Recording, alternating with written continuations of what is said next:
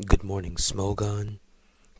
I was recently challenged by my longtime rival, Bowser Browses. So I'm actually going to be uploading a best of 3 set that we had the other day. This is round 1. So basically, the first thing that I notice when I look at his team is the Ditto.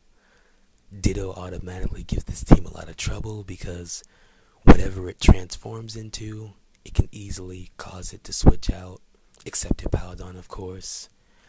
Now, Terrakion could be scarfed. I have ran into another person who used Ditto and he was running a double scarf on his team, so I wouldn't be surprised if he had it. If Terrakion is scarfed, then I'm pretty sure he'll make it obvious somewhere in the match. Maybe sending it in against, Stoutland, knowing that he'll be 1 point, faster than it. His Gengar is probably a substitute Life Orb version. I'm thinking Salamence is probably standard Dragon Dance set. Porygon 2 is most likely going to be his physical wall or special wall, and Ferrothorn vice versa. So I just need to get rid of Terrakion and Ditto and I'll pretty much be able to get through this team with smooth sailing. Now, I was actually expecting him to begin with Ferrothorn or Terrakion. So I was thinking, well, I don't want to start off with Virizion because Terrakion will just force her out. So I'm going to just start off with Hippowdon like I've been doing for the past, 2 or 3 battles. So the battle begins, and he does begin with Porygon 2, and I do begin with Hippowdon. So he chases the Sandstream. I guess it's good to know he's not download. I know he's going to go straight for an Ice Beam or a Toxic, but I stay in knowing I can take it, and I just go for Stealth Rock. Want to get the rocks up as early as possible, just in case his Gengar is Focus Sashed or whatever. Here he goes for another Ice Beam. I stay in knowing I can live it, and I just go for the Slack Off, thinking that he may have switched out or whatever. Sandstorm damage, etc. leftovers. Now I'm going to go ahead and switch out into Magnezone because I'm pretty sure he's going to either Ice Beam or maybe Try Attack. Easily take that. Now, here I go for the sub and he goes for Thunder Wave, so I was thinking, well, that's a little unfortunate.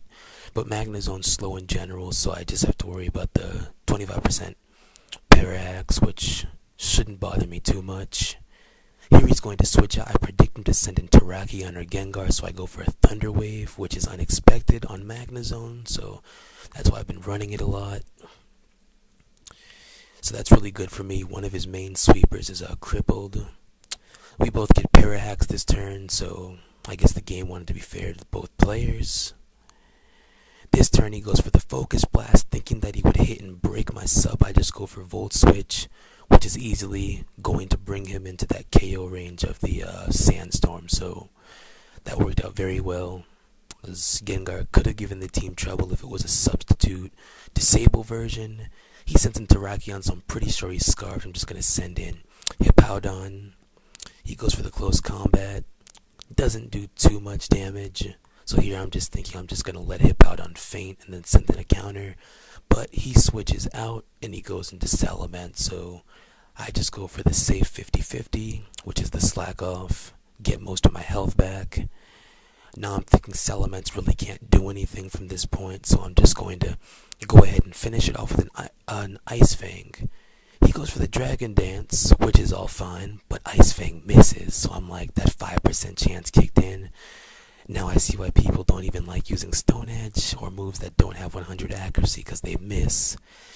But he sends in Ferrothorn, and I end up going for the Ice Fang again, just to be on the safe side, Don't want him to go for an Outrage and possibly 2-hit KO me if I go for the Earthquake, so I switch into Virizion, but he makes a really good prediction and goes right back into Terrakion, so I'm forced to switch out yet again because Virizion is important.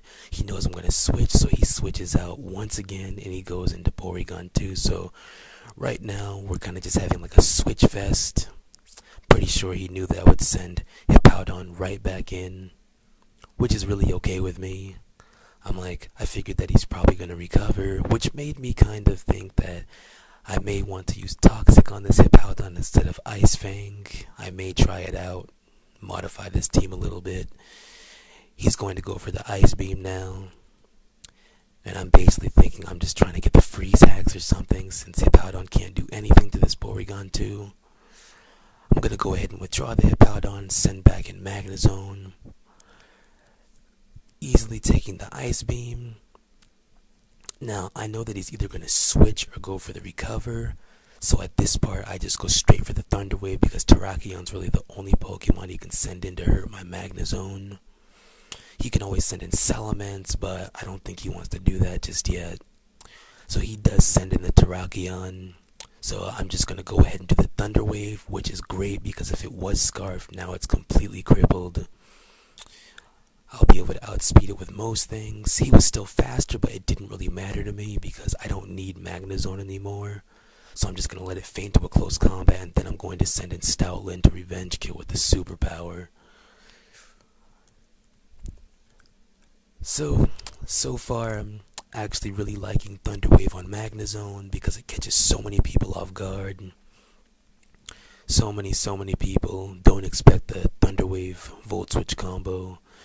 Even though, you know, it kind of does, lacking the Flash Cannon does kind of make it a little bit weaker if a ground type comes in, but I can work around it. So I'm going to switch out because the superpower obviously won't do anything after the reduction. And he's just going to go for the Ice Beam, nearly taking me out, but I don't need Hippowdon from this point. But for some reason he switches out into Ferrothorn. Maybe he knows I'm going for the Ice Fang and he wants to get Iron Barb damage off me.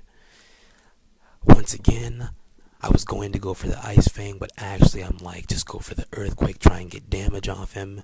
Because even if he sends in Salamence and, you know, KOs me, I can just send in Stoutland yet again to force him to switch out. So I go for the Earthquake yet again, trying to get as much damage, but now he goes for the Leech Seed. So I'm like, okay, I figured that you probably had Leech Seed if you're running Spikes. He's going to go ahead and get that recovery. Now here, I don't want him to get any more HP. So I'm just going to go straight for the Ice Fang, allowing Hippowdon to get KO'd by Iron Barbs. Since that would get pretty annoying if he sapped the rest of my life. So I'm like, you know, why not just deal some damage without allowing myself to be damaged. So Virizion can easily come in now, unless he has Gyro Ball. I don't think he does though, so I go ahead and get up a free sub. I was tempted to go for the Swords Dance here, but Ditto, I've always had trouble with Ditto in the past, so I'm like, let's not get greedy. Let's just go for the close combat and finish him off, because should he break my sub, he could copy the Swords Dance boost and possibly run through half of my team. So I'm just thinking, let's play it safe. I'm really in a winning position anyway, so I don't need to play super cautious anyway. I can be slightly reckless. Since in Porygon 2, I know that close combat won't really do much because this is obviously a physical wall. Did about 50%, which I'm satisfied with because the next it'll take him out. And one thing that I guess is kind of good is that if he sends in Ditto to copy the Virizion, he's going to have horrible defense and special defense, so I can really send in anything to one-hit KO it. I go for the sub, but he goes for the Ice Beam again. I was thinking maybe he might go for the recover, and after the Sandstorm damage, I could one-hit him with the close combat, but he makes the best move and just goes straight for the Ice Beam, so I'm going to go ahead and finish him off. And now he's going to send in the Ditto, which I knew he would send in, and I knew that it was Scarf, so he was probably running a double Scarfer. I'm just going to let the Virizion faint. There's no point of switching because I really don't have anything that I want to risk taking a close combat. And then if he gets a critical hit, like which happened to me in a previous game when I switched that Latias in against that Landorus and got hit with the Hidden Power Ice, I was like, yeah, so I go for the Side Shock just in case he decides to stay in. But I knew he'd probably switch in Salamence, so I didn't want Draco to miss, so just go for the safe move. And now all he has left is Ditto, and all he can do is go for the Draco Meteor, which will easily take me out, but I still have Tyranitar in the back. So this was a good game. Bowser browses. This was round 1. So if you enjoyed it, please comment, rate, and subscribe. This is UnhappyCarousel, and please have a good day. Please definitely have a good day.